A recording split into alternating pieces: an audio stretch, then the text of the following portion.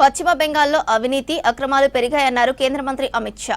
అక్రమ చొరబాటుదారులకు సీఎం మమతా సర్కార్ అండగా ఉంటోందని విమర్శించారు. రాబోయే అసెంబ్లీ ఎన్నికలు బెంగాల్ భవిష్యత్తును నిర్ణయిస్తాయన్నారు.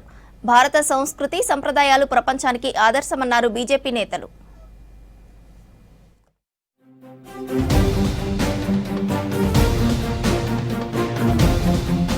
పశ్చిమ బెంగాల్లో అరాచక పాలన కొనసాగుతోందన్నారు కేంద్ర మంత్రి అమిత్ షా. కోల్కతాలో పర్యటించిన అమిత్ షా బీజేపీ కార్యకర్తల సమావేశంలో పాల్గొన్నారు. బెంగాల్లో అక్రమ చొరబాట్లు, మహిళలపై దాడులు పెరిగాయన్నారు. కొంతమందికి లాభం చేకూర్చేందుకే వక్ఫ్ సవరణ చట్టాన్ని సీఎం మమత వ్యతిరేకిస్తున్నారని విమర్శించారు. టీఎంసీ పాలనలో వందలాది మంది బీజేపీ కార్యకర్తలు హత్యకు గురయ్యారని ఆరోపించారు అమిత్ షా.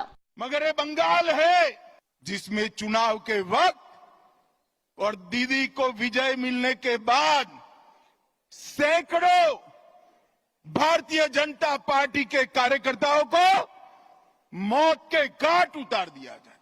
दीदी कब तक बचाओगी उनको? मेरी बात सुन लो, आपका समय अब समाप्त हो गया है।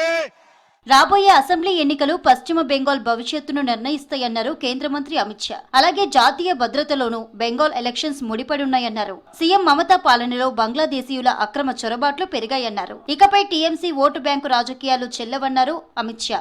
ममता दीदी आई और उन्होंने ये महान बंग भूमि को आज घुसपैठ, भ्रष्टाचार, स्त्रियों पर अत्याचार, अपराध, बम धमाके और हिंदुओं के साथ दुराचार का केंद्र बनाकर रख दिया है। दुराचार का केंद्र. భారత సంస్కృతి సంప్రదాయాలు ప్రపంచ దేశాలకు ఆదర్శమన్నారు కేంద్ర మంత్రి శివరాజ్ సింగ్ చౌహాన్. ఢిల్లీలో పండిట్ దీన్ దయాళ్ ఉపాధ్యాయ 60వ వార్షికోత్సవం సందర్భంగా నిర్వహించిన సెమినార్ లో పాల్గొన్నారు. భారత్ ఎవరి జోలికి వెళ్లదన్నారు. కానీ ఎవరైనా మనపై దాడి చేస్తే ఊరుకునే ప్రసక్తే లేదన్నారు శివరాజ్ సింగ్ చౌహాన్.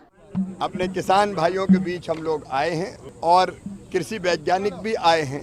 ये आए एक टीम के रूप में है ताकि किसानों से चौपाल में भी बातचीत हो और उन्नत खेती के लिए मिल के सब और प्रयास किए जा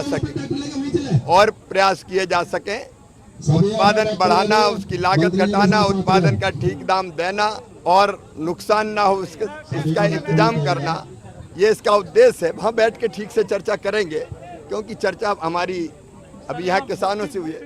నక్సలిజం నిర్మూలనలో ఎంతో పురోగతి సాధించామన్నారు ఛత్తీస్గఢ్ సీఎం విష్ణుదేవ్ సాయి. 2026 మార్చి నాటికి నక్సలిజం అంతం చేస్తామని చెప్పారు. కేంద్రం అండతో మావోయిస్టు ప్రభావిత గ్రామాల్లో అభివృద్ధి ఊపందుకుందన్నారు. దండకారణ్యంలో గిరిజనులకు ప్రభుత్వం అండగా ఉంటుందన్నారు.